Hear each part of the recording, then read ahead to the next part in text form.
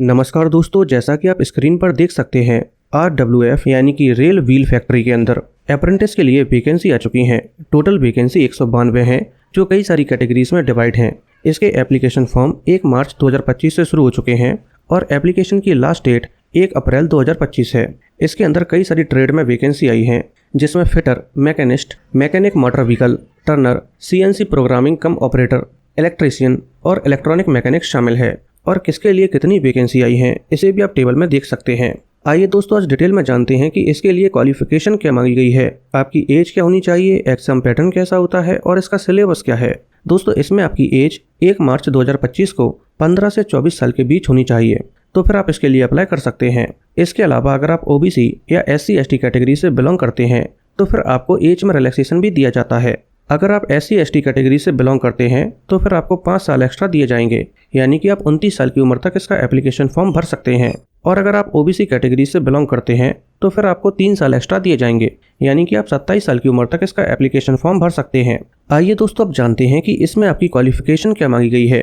दोस्तों, इसमें आपकी क्लास 10th कंप्लीट होनी चाहिए, जिसमें आपकी टोटल परसेंटेज 50% या उससे ज़्यादा होनी चाहिए। और साथ में आपके पास NTC यानी कि नेशनल ट्रेड सर्टिफिकेट होना चाहिए, जिस भी ट्रेड से आप इसके लिए अप्लाई कर रहे हों।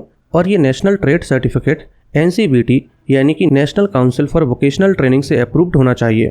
इसके अलावा दोस्तों, आप जानते ही होंगे कि अगर आपके पास नौकरी नहीं है तो फिर जिस भी राज्य से आप बिलोंग करते हैं तो आपको अपने ही राज्य के रोजगार कार्यालय में पंजीयन करवाना होता है। इसके बाद जो भी आपके राज्यों में वैकेंसी आती है तभी आप उसके लिए अप्लाई कर पाते हैं।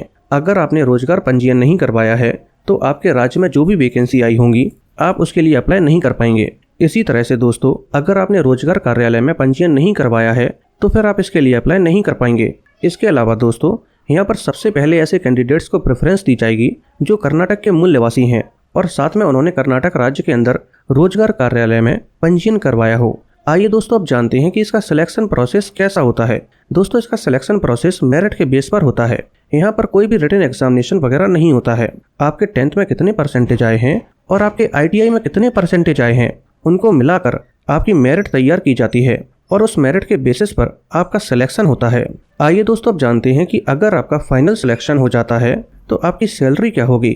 दोस्तों, बाकी सभी ट्रेड के लिए आपकी सैलरी 12,261 रुपये पर मंथ होगी, लेकिन अगर आपका सिलेक्शन CNC प्रोग्रामिंग कम ऑपरेटर के तौर पर होता है तो फिर आपकी सैलरी 10,899 रुपये पर मंथ होगी। दोस्तों, अगर आपको ये वीडियो पसंद आई हो तो वीडियो को लाइक करके चैनल को सब्सक्राइब कर लीजिए।